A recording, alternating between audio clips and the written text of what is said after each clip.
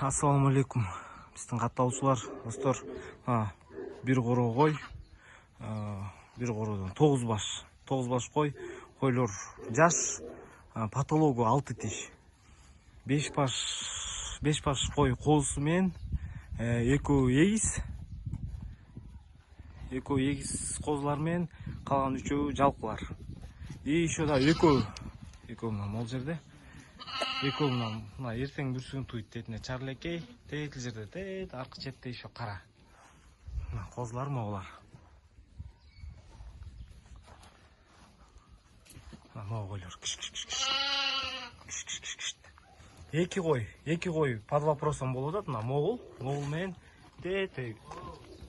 Мына могул күрөң кой. Айнектин түбүндө турган күрөң кой. Ушул кой под вопросом. Пока желин салып элек. 9 баш кой.